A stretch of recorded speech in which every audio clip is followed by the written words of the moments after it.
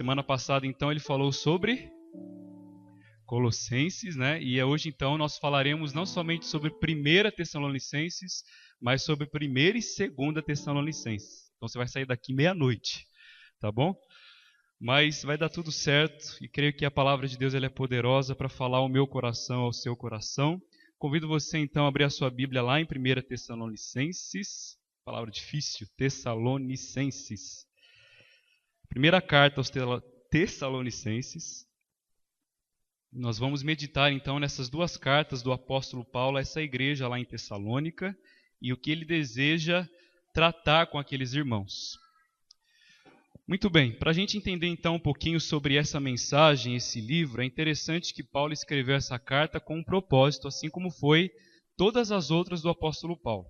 A igreja lá em Tessalônica, ela foi resultado direto dos esforços missionários de Paulo. A gente sabe que Paulo, ele teve várias viagens missionárias, alguns acreditam que foram até 4 viagens, e na sua segunda viagem missionária, Paulo e a sua equipe, eles tinham o propósito de revistar todas as igrejas que eles haviam fundadas na primeira viagem. E aí o propósito é interessante, que sem dúvida, o propósito de Paulo era alcançar Éfeso.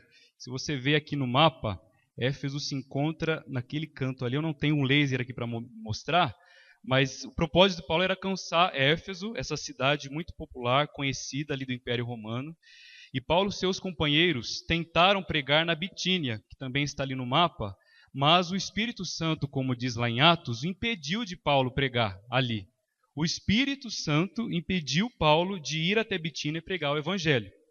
E Paulo e seus companheiros então mudam a rota e vão para pregar em outro lugar, em Troade, que ali também está no mapa, abaixo de Filipos, quase acima do mapa ali. Mas também, mais uma vez, o Espírito Santo não permitiu, como diz lá em Atos capítulo 16. Isso levou Paulo a passar uma noite em Troade, onde Paulo recebeu uma visão de Deus. E nessa visão estava escrito, na verdade ele viu, um macedônio preso em uma cadeia, clamando por ajuda. Clamando, venha até os macedônios pregar o evangelho. Quando Paulo despertou daquela visão, daquele sonho, ele entendeu que Deus estava direcionando ele e a sua equipe para irem até a Macedônia, que é aquela região ali perto daquele círculo vermelho. E depois de estabelecer então com sucesso uma igreja em Filipos, onde, não sei se vocês lembram, mas Paulo e Silas foram fisicamente maltratados. Eles foram lançados, foram chicoteados em suas costas, lançados numa prisão. O que eles começaram a fazer lá?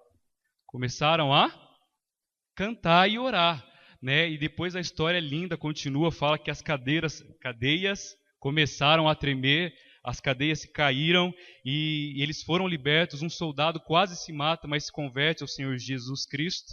E aí ele diz aquele famoso versículo, eu e a minha casa serviremos ao Senhor. Não foi esse, está em Josué. Foi crer no Senhor Jesus Cristo, tu e tua casa, e serás salvo. Confundi aqui o versículo. Mas, gente, Paulo, então, ele vai para Tessalônica, pela direção do Espírito Santo. E ali, ele tem uma estratégia. O propósito de Paulo, como a gente lê lá em Atos, foi evangelizar durante 3 semanas. Todo sábado ele ia na sinagoga, lá em Tessalônica, com o propósito de alcançar judeus e gregos que abraçavam o judaísmo, por 3 sábados. O primeiro grupo de convertidos ali em Tessalônica incluía alguns judeus, gregos e não poucas mulheres e crianças, como mais uma vez o livro de Atos nos fala. Muito parecido também com o contexto em ilhas de pescadores, que a maioria das pessoas que participam das igrejas ali, das congregações, são mulheres e crianças. E é interessante também que no projeto, tanto no Esplanada quanto no Industriários, a maioria que participa, mulheres e crianças. E é interessante esse despertamento, esse maior interesse das mulheres e das crianças para com as coisas de Deus. E ali em Tessalônica era essa a realidade. A gente vê também por meio de Atos, e alguns acreditam, que Paulo passou mais de 3 semanas ali em Tessalônica. Foi por volta de 3 a 6 meses. Ele estava ali conversando com aqueles homens, pregando o evangelho, testemunhando da graça de Deus. Por causa da perseguição, e um dos primeiros homens lá em Tessalônica a sofrer perseguição foi Jason. E ali ele foi preso, foi levado até o tribunal e depois disso preso de novo e pagaram uma fiança para ele, e assim Jason foi tirado da prisão e continuou a servir ao Senhor. Então ele foi o primeiro a sofrer uma certa perseguição ali em Tessalônica. Por causa disso, Paulo precisou sair de Tessalônica, fugir de Tessalônica para Bereia, que é uma cidadezinha logo abaixo ali de Tessalônica, não sei se você está vendo ali. E ele foi para lá. Paulo, como amava muito essa igreja, e ele gostou muito dessa igreja, viu o real interesse deles pelo Evangelho, pela salvação em Jesus Cristo, o que ele faz? Ele envia o seu discípulo Timóteo para voltar para Tessalônica e ver como os irmãos lá estavam. Timóteo faz isto, visita os irmãos, depois volta a visitar Paulo lá em Bereia, provavelmente, e dá as boas notícias para Paulo, dizendo: Paulo, aquela igreja está firme.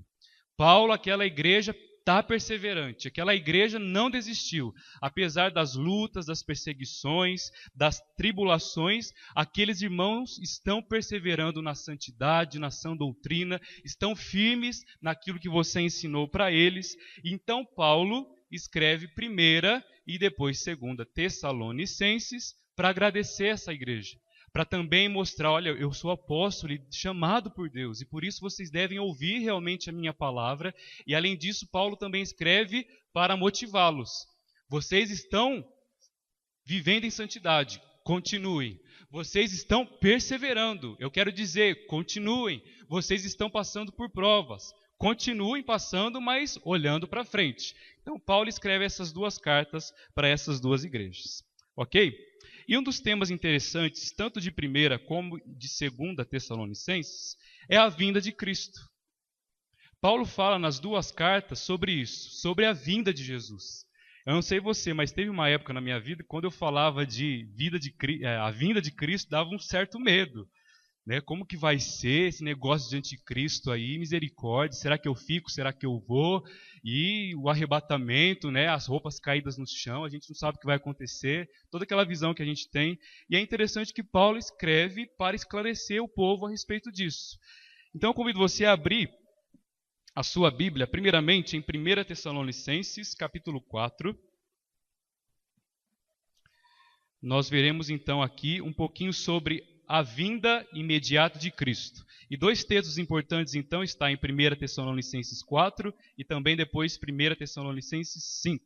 Diz assim, então, o texto de 1 Tessalonicenses 4, 13 a 18. Irmãos, não queremos que vocês sejam ignorantes quanto aos que dormem, para que não se entristeçam como os outros que não têm esperança. Versículo 14 do capítulo 4. Se cremos que Jesus morreu e ressurgiu, cremos também que Deus trará, mediante Jesus e com ele, aqueles que nele dormiram. Dizemos a vocês pela palavra do Senhor que nós, o que estivermos vivos, os que ficarmos até a vinda do Senhor, certamente não precederemos os que dormem, pois dada a ordem com a voz do arcanjo e o ressoar da trombeta de Deus, o próprio Senhor descerá dos céus e os mortos em Cristo ressuscitarão primeiro. Depois nós, os que estivermos vivos, seremos arrebatados com eles nas nuvens para o encontro com o Senhor nos ares. E assim estaremos com o Senhor para sempre. Consolem-se uns aos outros com essas palavras. Então Paulo começa a trazer um discernimento para eles, porque havia também ali falsos mestres dizendo que o dia de Cristo, aquele que Isaías, que Jeremias, Amós profetizou que viria, quando Deus derramaria da sua ira sobre toda a terra, estavam dizendo para os tessalonicenses ali, cristãos, dizendo: esse dia chegou. Esse dia chegou e por isso que vocês estão sofrendo. Paulo fala que não, que ainda o dia da ira não havia chegado e que a igreja não provaria esse dia. Pelo contrário, ela seria levada junto com o Senhor. E Paulo começa falando aqui no versículo 13, com respeito a não sermos sem conhecimento com respeito àqueles que dormem, com aqueles que já morreram em Cristo Jesus. E ele fala que naquele grande dia, quando o Senhor Jesus Cristo voltar, aqueles que morreram no Senhor virão com ele as suas almas. E ele coloca aqui uma explicação cronológica dizendo: meus irmãos, nós não precederemos aqueles que dormem. Pelo contrário, dada a voz do arcanjo e o ressoar da trombeta, aqueles que morreram com Cristo ressuscitarão dentre os mortos, e as suas almas que estavam com o Senhor e que virão junto dele se unirão a um corpo incorruptível, que não se corrompe, que não se acaba. E Paulo diz, depois nós, olha que interessante, Paulo fala como se no seu dia Cristo voltasse. Ele não fala depois, daqui um tempo, quando nós morremos, ele fala, nós os que estivermos vivos, nesse dia, num abrir e fechar de olhos, nós estaremos com o Senhor nos ares e nos encontraremos com Ele. E o que fala o versículo 17? E assim estaremos com o Senhor para todo o sempre. Então Paulo ele começa aqui a dar uma visão escatológica, final das coisas para aquela igreja, para motivá-los. E a gente vê que o propósito dele não era simplesmente mostrar, olha, isso aqui vai acontecer primeiro, isso aqui vai acontecer depois. Mas o propósito a gente vê no versículo 18, ele diz o quê? Consolem-se uns aos outros com essa palavra. Gente, Paulo então descreve sobre esse grande dia. O grande dia quando estaremos com o Senhor Jesus Cristo. E a Bíblia fala que assim como Cristo morreu e ressuscitou, se assim acontecer conosco, acontecerá o mesmo com a gente. Da mesma forma que Cristo morreu, foi sepultado e ele ressuscitou ao terceiro dia, a Bíblia diz o que para nós? Ele é as primícias dos que dormem. Por isso, a morte para o crente é o fim. Como a gente viu ontem no feriado, tantas pessoas se derramando numa lápide, porque acha que a pessoa está ali, mas o crente não, ele sabe que o seu fim não é essa morte. Que a morte para ele é vitória. Por isso a Bíblia diz que no abrir e fechar de olhos estaremos com o nosso Senhor, e isso visa trazer consolo e esperança aos nossos corações. E a Bíblia diz, se Cristo não ressuscitou, é vã a nossa fé. Por quê? Porque nós esperamos um dia que também nós ressuscitaremos e estaremos com o Senhor. E aqueles que lutam dia a dia com esse corpo pecaminoso, não é assim? Dia a dia, as tentações da carne, ele espera esse dia, porque ele vai ter um corpo santo, glorificado como o de Cristo Jesus. Por isso ele vive aqui motivado. Eu luto, eu passo tentações, eu passo provas, é o pecado, mas eu olho para Cristo. Eu olho para Cristo porque Ele ressuscitou. E a Bíblia fala, se Ele ressuscitou, eu também vou ressuscitar um dia. E viverei com Ele para todo sempre. E Paulo continua no capítulo 5, falando mais um pouco sobre a segunda vinda do Senhor Jesus Cristo. Ele diz assim, então, no versículo 4 até o versículo 8 do capítulo 5 da primeira carta. Mas vocês, irmãos, não estão nas trevas, para que esse dia os surpreenda como ladrão. Vocês todos são filhos da luz, filhos do dia. Não somos da noite nem das trevas. Portanto, não durmamos como os demais, mas estejamos atentos e sejamos sóbrios. Pois os que dormem, dormem de noite, e os que se embriagam, embriagam-se de noite. Nós, porém, que somos do dia, sejamos sóbrios, vestindo a couraça da fé e do amor e o capacete da esperança da salvação. Paulo coloca um contraste aqui. Nós que somos de Cristo, nós que somos de Deus, nós que temos essa viva esperança em Cristo Jesus, nós não somos das trevas. Porque as pessoas que não têm esperança no Senhor, a Bíblia fala que elas estão nas trevas, no escuro, no sombrio, e estão embriagadas dos seus pecados. Já a Bíblia diz que os santos, aqueles que pertencem ao Senhor, estão lúcidos, eles vivem de dia e o seu proceder é outro. O que Paulo está dizendo com tudo isso? Vigiem em todo o tempo, porque a vinda de Cristo pode ser hoje, ela é imediata, ela pode acontecer hoje. E lá no capítulo 2 da segunda carta, Paulo também vai falar um pouquinho sobre o anticristo, a vinda do homem vamos abrir aqui. 2 Tessalonicenses 2, ele fala um pouquinho sobre a vinda do homem, do anticristo, aquele que vai trazer apostasia sobre a terra, onde a fé de muitos se esfriará, onde o amor de muitos se esfriará. Ele virá para enganar a muitas nações e levar para junto dele essas pessoas longe do Senhor Jesus Cristo. A gente não vai ler esse texto devido ao tempo, mas o que eu creio que Paulo deseja trazer para esses irmãos, em todas essas duas cartas, se resume nisso: na vinda imediata do Senhor Jesus Cristo. E a primeira coisa, meus irmãos, que Paulo deseja trazer com respeito a isso, uma vinda imediata de Cristo motiva a igreja, primeira coisa, a um proceder fiel nas tribulações. Agora abra sua Bíblia lá em 1 Tessalonicenses, capítulo 2, versículo 13.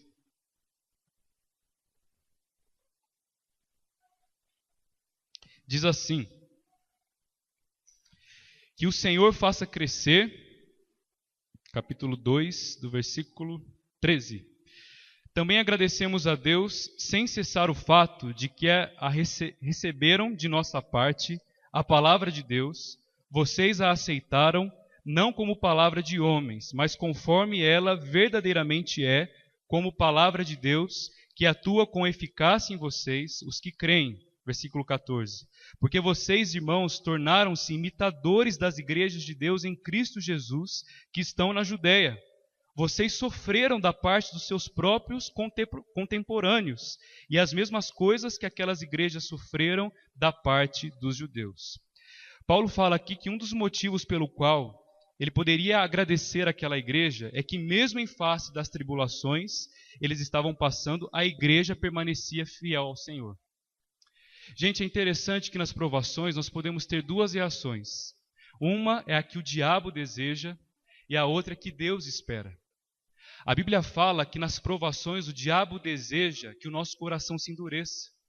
Que quando vêm as provações, as lutas sobre as nossas vidas, as frustrações, as dores, as doenças, a Bíblia fala que o diabo deseja que a gente blasfeme contra Deus, que a gente abandone a nossa fé, para que a gente chegue a questionar que Deus não existe, que Deus nos abandonou, e é isso que ele espera, para que na provação a gente se afaste do Senhor.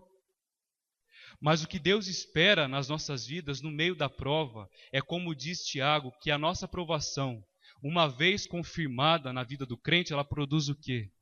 Perseverança. Por isso Tiago também escreve para os irmãos lá dizendo: meus irmãos, tende por grande motivo de alegria o passardes por várias provações, sabendo que uma vez a provação da vossa fé confirmada, ou seja, vocês sabendo lidar com a provação dia após dia de vocês, vocês perseverarão no caminho do Senhor. E nesses versículos nós vemos que Paulo agradece essa igreja, porque ele fala: vocês estão sofrendo logo no comecinho da vida cristã de vocês. É interessante que um casal lá do Projeto Amor, do Industriários, há 3 semanas começou a participar das reuniões ali. E parece que um monte de coisa aconteceu. Perdeu o carro, perdeu o emprego, o filho está internado em Ribeirão Preto com uma doença raríssima. Você percebe? E é isso que estava acontecendo com esses homens aqui, com essas mulheres. E Paulo fala: eu louvo a Deus por vocês, porque apesar de tudo que vocês estão passando, vocês perseveram. Porque vocês sabem que um dia Cristo virá. E esse choro vai passar, e essa dor vai acabar, e Deus consolará vocês de todo desejo, de toda angústia, de tudo aquilo que nós somos tentados no meio da prova, abandonar a Deus. Mas é nesse momento que a gente precisa confiar no Senhor. Gente, olhando para então a primeira coisa, que a vinda de Cristo, a vinda imediata dele motiva no nosso coração é essa: motivar o crente a um fiel proceder em suas tribulações. Nós vemos isso em Paulo e nos discípulos. Lá em Atos, diz que depois que os discípulos sofreram ali em Jerusalém, os fariseus pegaram eles, levaram lá para a praça principal, chicotearam cada um deles, e eles falam assim: eles se retiraram do sinédrio, regozijando-se por terem sido considerados dignos de sofrer afrontas por esse nome. E eles pararam por aí porque sofreram? Não. E todos os dias, no templo e de casa em casa, não cessavam de ensinar e de pregar Jesus Cristo. Vimos Paulo e Silas na prisão. Por volta da meia-noite, cantavam ao Senhor. Coisa que o mundo não entende. Quando o crente passa pela prova, passa pela dor, passa pela dificuldade, ele canta. Porque os seus olhos não estão naquilo que ele vê, mas os seus olhos estão nos céus, onde ele aguarda o bendito Redentor, que enxugará todas as suas lágrimas, e ele verá o Cordeiro assentado num alto e sublime trono, e ele exaltará o seu nome para todo sempre. Gente, quando Jesus falou da parábola do semeador e das sementes, ele disse que uma semente caía no solo rochoso, e que aquilo lá mostrava que o que foi semeado em solo rochoso, esse é o que ouve a palavra e logo a recebe com alegria, mas não tem raiz em si mesmo, ou seja, não tem raiz na palavra, antes de pouca duração, e lhe chegando a angústia, a perseguição, por causa da palavra, logo se escandaliza, porque não criou raízes na fé no Senhor. Há uma frase que diz: tempos de sofrimento são épocas de colheita para o cristão. Tempos de sofrimento são épocas de colheita para o cristão. Talvez não de colheita física, financeira, mas de colheita espiritual. Muitos de nós sabemos como a gente aprende no meio da prova. Como é interessante quando Deus ele traz sobre nós uma dificuldade e Ele ministra no nosso coração algo que a gente ouviu há 10 anos, todo domingo, mas quando a gente passa por aquilo parece que eu aprendi. E é isso que Deus deseja na vida do crente, na vida daqueles que amam a Deus. A segunda coisa que Paulo deseja exortar os irmãos, exortar ali a igreja, meus irmãos, a vinda de Cristo é imediata, e isso deve motivar vocês, segunda coisa, a prática da santidade. Abra sua Bíblia agora em 1 Tessalonicenses, capítulo 4. Nós leremos do versículo 1 ao versículo 8. A partir do versículo 3 diz assim, capítulo 4, versículo 3 da primeira carta. A vontade de Deus é que vocês sejam santificados. Abstenham-se da imoralidade sexual.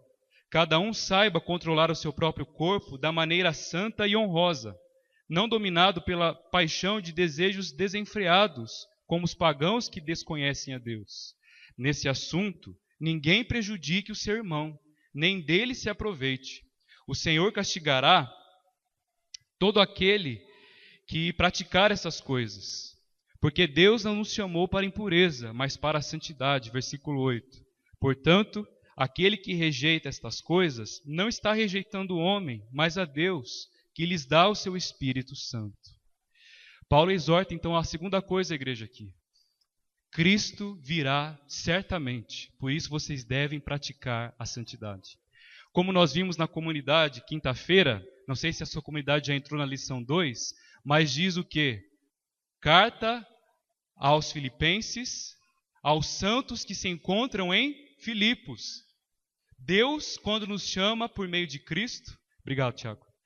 Deus, quando nos chama por meio de Cristo, Ele fala que nós nos tornamos santos por aquilo que Ele fez. Nós já somos santos. Você já é uma santa e um santo do Senhor, a Bíblia diz. Porque vocês são santos, vocês devem buscar a santificação. É aquilo que Paulo fala em Efésios. Andem conforme a vocação que vocês foram chamados. Porque não pode haver contradição no meio do povo de Deus. Não é ilógico, não é lógico um crente que é santo ter um proceder imundo. Não é lógico uma mulher que é comprada pelo preço de sangue, o preço que Cristo pagou lá na cruz, ser santa e ter um proceder imoral. Isso é contraditório à palavra de Deus. Da mesma forma os homens. E Paulo escreve para essa carta aqui, meus irmãos, porque esta é a vontade de Deus, o quê? A vossa santificação. E a gente sabe que a santificação é esse processo, dia após dia, em que a gente olha para Cristo, reconhece quem Ele é, aquilo que Ele fez, admiramos o seu caráter e buscamos pela graça parecer com Ele.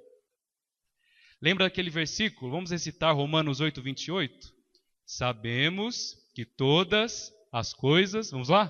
Cooperam para o bem daqueles que amam a Deus, daqueles que são chamados segundo o seu propósito. E aí o versículo 29 diz o quê? Porquanto os que de antemão predestinou, também os chamou para serem conformes à imagem do seu Filho. Foi para isso que nós fomos chamados e predestinados pelo Senhor. E é interessante que Paulo fala aqui no meio da igreja, que o relacionamento no nosso meio não deve ser de cobiça sexual, de lascívia, mas deve ser de família. De família. E por isso que Paulo escreve para Timóteo, exortando ele: Timóteo, você vai para Éfeso, vou te mandar para lá. Trate as velhinhas da igreja como avós. Trate as senhoras da igreja como mães. Trate as mais jovens como irmãs. Vejam eles como a família sua. E não com algum interesse lascivo, como Paulo exorta aqui. Porque ele fala assim: porque nós não somos como os gentios que não conhecem a Deus. O nosso proceder é outro. O nosso comportamento é outro, gente. E é interessante que a Bíblia fala muito sobre isso, sobre o proceder dos santos. Nós lemos aqui várias vezes que nós não somos das trevas, que nós não fomos chamados para andar como o mundo. E a Bíblia fala que a nossa vida, o nosso caráter deve refletir a presença dele em nós. E Pedro fala também para as mulheres lá da igreja: irmãs, não seja um cabelo frisado de vocês o que chame a atenção. Já viram esse texto?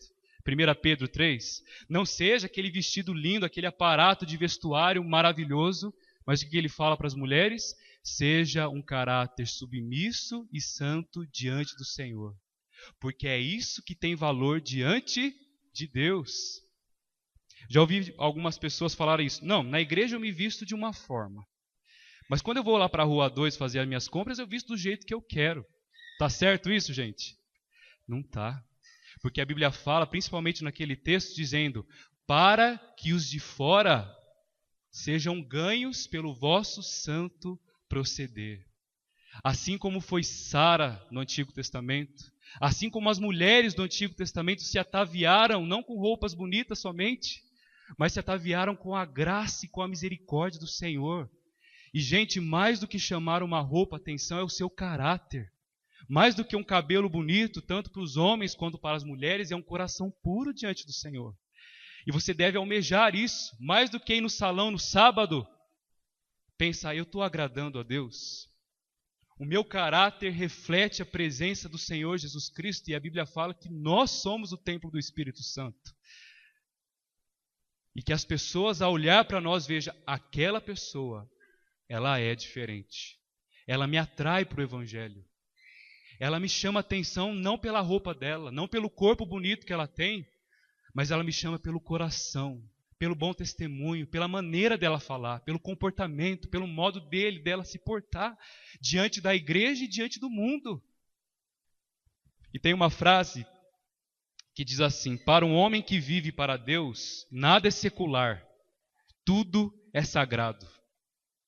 A santidade é o lado visível da salvação. Não há santidade sem luta. E Paulo exorta: meus irmãos, Cristo vai voltar. Cristo virá em glória. Por isso, busquem a santidade. Busquem parecer com o Senhor Jesus Cristo. Para fechar esse ponto, convido você a abrir a sua Bíblia em 1 João. 1 João, capítulo 3,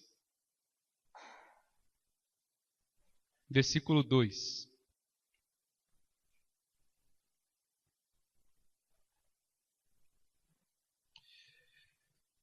João 2, 28 diz assim: filhinhos, agora, pois, permanecei nele, para que quando ele se manifestar, tenhamos confiança e dele não nos afastemos envergonhados na sua vinda. Versículo 2 do capítulo 3. Amados, agora somos filhos de Deus. E olha só, e ainda não se manifestou o que haveremos de ser. Sabemos que quando ele se manifestar, seremos semelhantes a ele, porque haveremos de vê-lo como ele é. E assim mesmo se purifica todo que nele tem essa esperança, assim como ele é puro.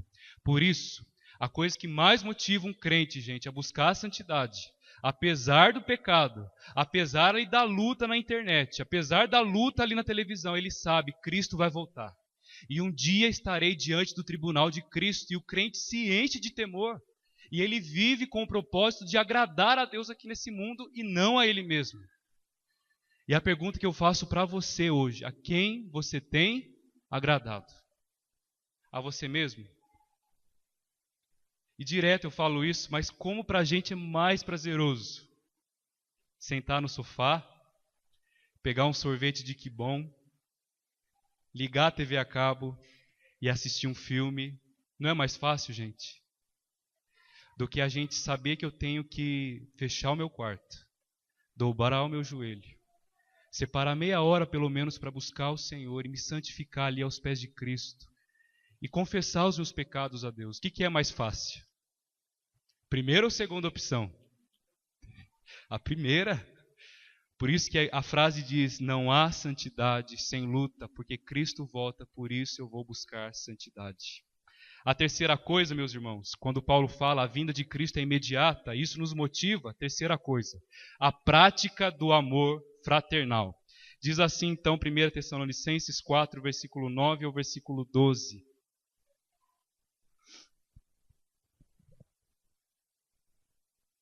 Diz assim, todos acharam?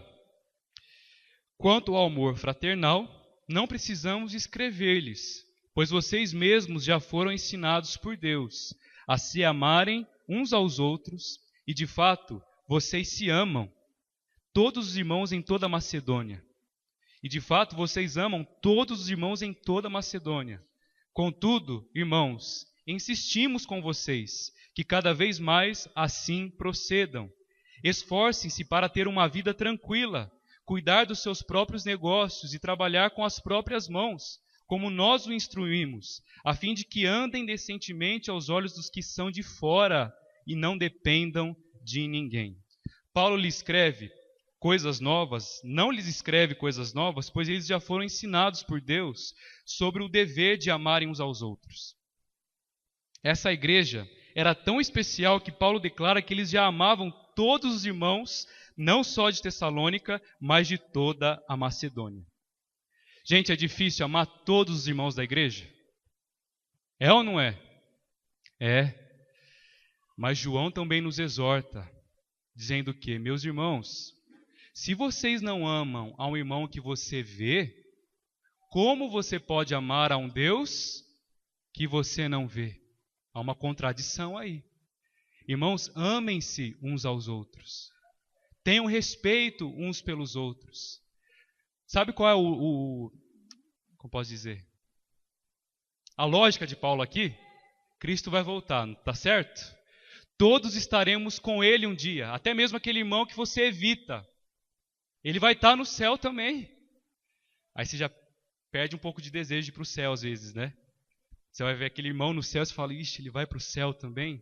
Mas sabe um exercício muito bom que você faz quando você tem dificuldade de amar um irmão? Sabe aquele irmão que você vê no corredor, você já dá um bloqueio? É esse irmão que você precisa amar, a Bíblia diz. Por quê?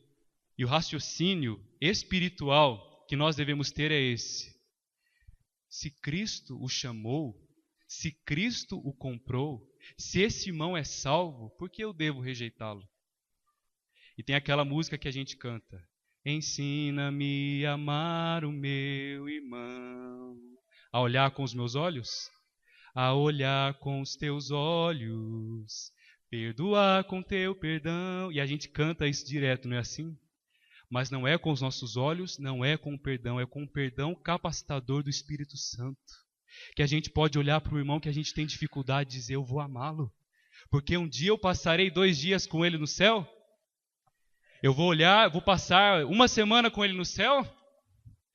Eu vou passar a eternidade, eu vou trabalhar do lado dele lá. Por isso eu vou amá-lo. Eu vou olhar com ele, não com os meus olhos carnais, humanos, maldosos, mas com os olhos de Cristo.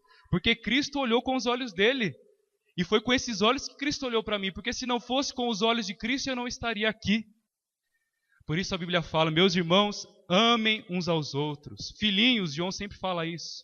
Permanecei nele, para que quando ele se manifestar, tenhamos confiança. E dele não nos afastemos envergonhados na sua vinda. Ora, aquele que possuir recursos desse mundo e vir o seu irmão padecer necessidade e fechar-lhe o coração, como pode permanecer nele o amor de Deus? Filhinhos, não amemos de palavra, nem de língua, mas de verdade e de realidade. Amemos uns aos outros, e quando a gente se lembra da vinda do Senhor Jesus Cristo, que passaremos a eternidade junto com Ele como um corpo maravilhoso, a Bíblia fala, por isso, amem. Ame o Murilo, ame a Geni, ame a Ana Júlia, ame o Rodrigo, ame. Decida em seu coração amar. Há uma frase que eu vi hoje que diz assim, o amor cristão não é vítima de nossas emoções, mas servo de nossa vontade. O amor cristão não é vítima das nossas emoções. Sabe quando você fica magoado com o irmão? A Bíblia fala que o seu amor não é vítima dessas coisas, de melindragem no meio da igreja. Mas ele é servo da nossa vontade. E a Bíblia fala que a nossa vontade deve ser amar o nosso irmão. Se formos fracos em nossa comunhão com Deus, seremos fracos em tudo e não amaremos o nosso irmão.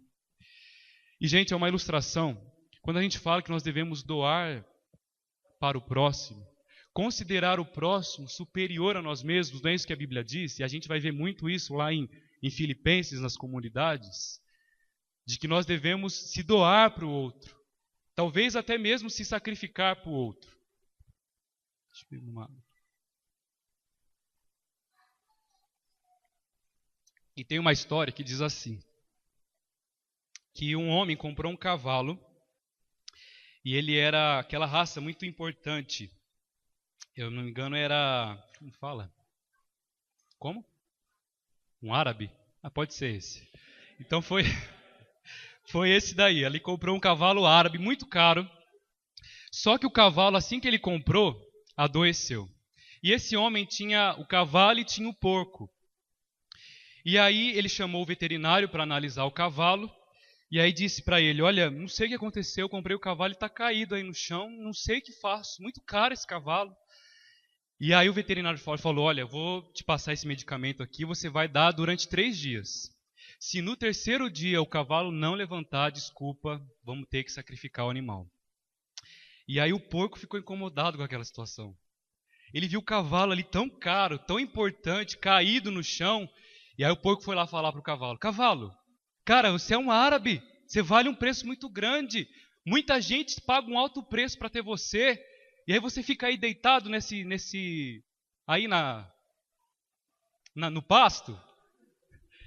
E aí o cavalo continuou deitado. No 2º dia, o dono do cavalo foi lá, deu remédio, ao porco viu que não adiantou, e aí ele disse, cavalo, você é um cavalo raro, importante, olha o espaço que você tem aqui para percorrer, olha a campina que você tem para comer, olha o exemplo que você tem para dar para tantas outras pessoas que admiram você e pagariam um alto preço para ter você. Sai disso, cavalo, sai dessa depressão e vai curtir a vida, o porco falou para ele. Não adiantou nada. No 3º dia, o porco ficou indignado com o cavalo. E aí foi antes de dar o remédio para ele. Ele diz, ó, sai daí, porque você é um cavalo caro. E se você não sair daí, aí o cavalo começou a levantar. E aí ele, olha aquele pasto que você tem, olha o pôr do sol que você tem para curtir, você está aí deitado esperando a morte. E o cavalo levantou, relinchou e saiu correndo no pasto. Quando o dono viu, gente, o cavalo estava morto e reviveu, estava perdido e foi achado. Vamos matar o porco para fazer um churrasco e comemorar. Isso é um exemplo, o porco se sacrificou pelo cavalo. Uma ilustração horrível, mas mostra o quê? De que nós devemos nos dedicar aos nossos irmãos. Mesmo que isso faça o quê? Custe um preço. Não é? Porque, gente, o que isso significa? Que quando a gente se dispõe a ajudar o nosso irmão, significa que a gente vai renunciar a muita coisa, não é? Que vamos renunciar a tempo. Eu queria comprar uma televisão nova, mas eu vi aquele irmão passando necessidade, eu vou deixar para o mês que vem. E eu vou dar esse dinheiro da TV para ele. E vou até conseguir um emprego para ele, e vou gastar tempo com aquele irmão, porque exige renúncia. Por isso que o desafio do amor, e Paulo fala, João na verdade, ele fala o que? Meus irmãos, não amem de palavra nem de língua, mas de fato e de verdade. Porque exige sacrifício amar o nosso irmão, e é isso que a vinda de Cristo nos motiva. Amar ao nosso Senhor Jesus Cristo e amar ao próximo como a nós mesmos. E por último, para a gente terminar, a vinda imediata de Cristo nos motiva às boas obras e ao trabalho. Abra sua Bíblia lá na primeira carta, capítulo 5, versículo 12. Na verdade, vamos abrir em 2 Tessalonicenses, 2 Tessalonicenses 3, de 6 a 13. Paulo também fala, tanto na primeira como na segunda carta, sobre o trabalho cristão.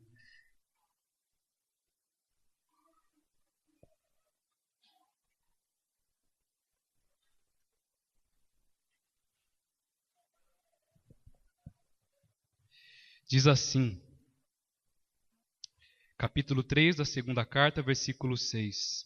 Irmãos, em nome do Senhor Jesus Cristo, nós lhe ordenamos que se afastem de todo irmão que vive ociosamente, e não conforme a tradição que vocês receberam de nós, pois vocês mesmos sabem como devem seguir o nosso exemplo, porque não vivemos ociosamente quando estivemos entre vocês, nem comemos coisa alguma à custa de ninguém.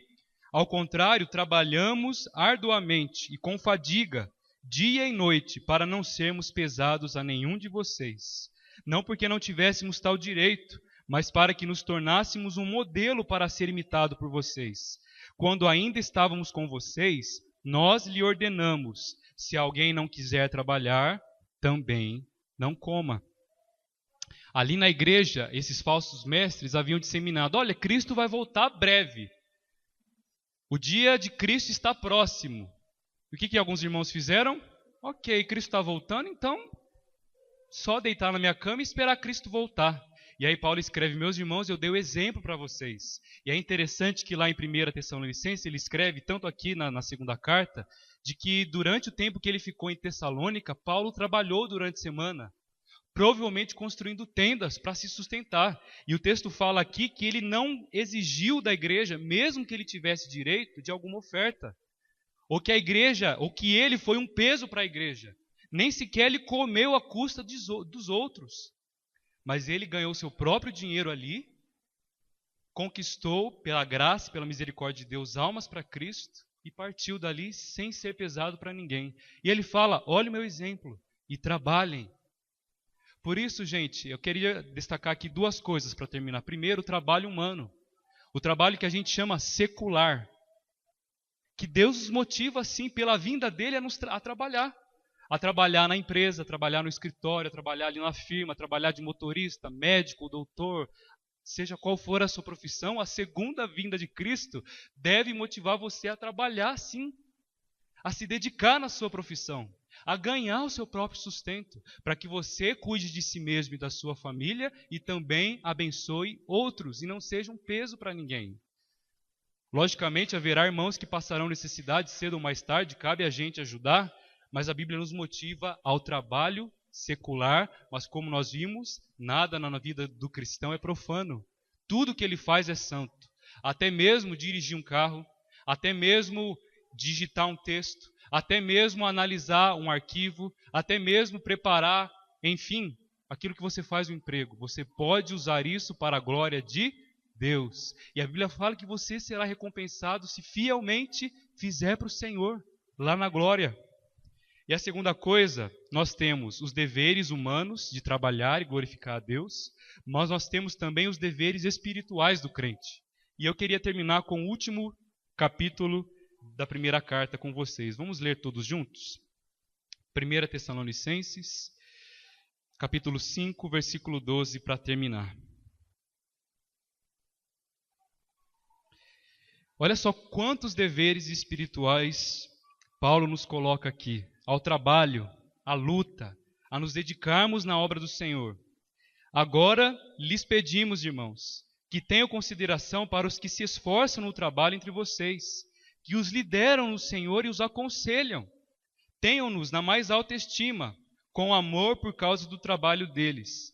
Vivam em paz uns com os outros. Exortamos vocês, irmãos, a que advirtam os ociosos, confortem os desanimados, auxiliem os fracos, sejam pacientes para com todos. Tenham cuidado para que ninguém retribua o mal com o mal, mas sejam sempre bondosos uns para com os outros e para com todos. Alegrem-se sempre, orem continuamente ou orem sem cessar. Deem graças, como vimos hoje de manhã, em todas as circunstâncias, pois esta é a vontade de Deus para vocês em Cristo Jesus. Não apaguem o espírito, não tratem com desprezo as profecias, mas ponham à prova todas as coisas e fiquem com o que é bom. Afastem-se de toda forma, aparência do mal. Que o próprio Deus da paz o santifique inteiramente. Que todo o espírito, alma e corpo de vocês sejam preservados irrepreensíveis na vinda de nosso Senhor Jesus Cristo. Aquele que os chama é fiel e fará isso. Amém, meus irmãos? Então ele nos chama a ser bondosos, alegrar-se no Senhor, orar sem cessar, dar graças em todas as circunstâncias, não apagar o espírito, não tratar com desprezo as profecias, reter o que é bom, afastar-se de toda forma de mal. Em outras palavras, é aquilo que Paulo escreve lá em Gálatas. E não nos cansemos de fazer o bem, porque o seu tempo ceifaremos se não desfalecermos. Por isso, enquanto tivermos oportunidade, façamos o bem a todos, mas principalmente aos da família da fé. A vinda de Cristo nos motiva às boas obras. E não nos cansemos, gente, não se canse de fazer o bem. Você tem feito o bem? A Bíblia fala que quando fazemos o bem com uma intenção correta, isso nos enche do seu espírito, para que assim, quando Cristo se manifestar, não sejamos pegos de surpresa, mas estejamos preparados, e quando vemos a Cristo, vai ser uma emoção, uma alegria, porque estamos preparados, porque cumprimos como nosso papel como crente, como serva, como servo de Deus. Você tem feito bem? E uma forma da gente se encher é praticando o bem. Como aquelas 12 virgens que aguardavam o noivo, e 6 delas não estavam preparadas, mas 6 estavam com a lamparina cheia de azeite. E quando o noivo chegou foi uma alegria. Nós devemos nos encher do óleo do Espírito Santo dia após dia, para que quando Cristo se manifestar, seja uma alegria imensa no nosso coração. E por isso a gente canta: ansioso espero a sua volta, o grande dia em que tu virás. A gente canta isso com anseio, com alegria. Por isso, meus irmãos, para terminar agora de verdade, há uma história que diz assim: certa vez, um assaltante deu uma voz de assalto a uma senhora e disse: a bolsa ou a vida? Disse ele. Sem alterar seu semblante, ela respondeu: pode escolher, moço, pois tanto a minha bolsa quanto a minha vida estão vazias. Muito crente, gente, está desanimado nessa vida. Está andando cabisbaixo aqui nesse mundo. Triste. Sabe? Parece que é um fardo ir na igreja, parece que é um fardo viver a vida cristã. Porque você está vazio. E a Bíblia fala: não apagueis o espírito, pelo contrário, se encham dele dia após dia, para que assim vocês cantem com alegria o grande dia de Cristo Jesus. E ali vocês receberão a Cristo com alegria. E Ele dirá, como o pastor falou semana passada: servo bom e fiel. Sobre o pouco foste fiel, sobre o muito te colocarei. Entra no gozo do seu Senhor. Por isso, a vinda imediata de Cristo nos motiva a um proceder fiel nas tribulações, a prática da santidade, a prática do amor fraternal, as boas obras e ao trabalho. Vamos orar?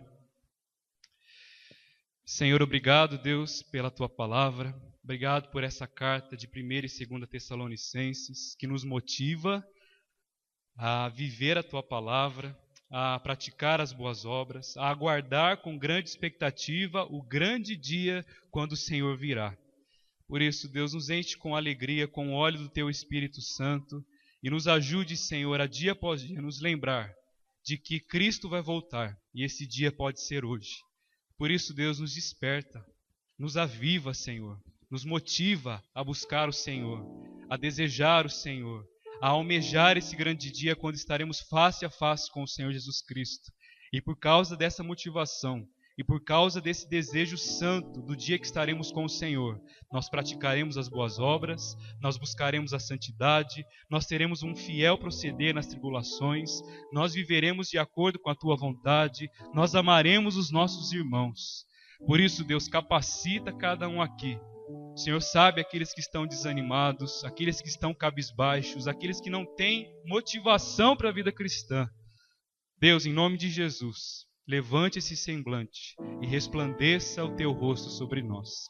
Em nome de Jesus. Amém.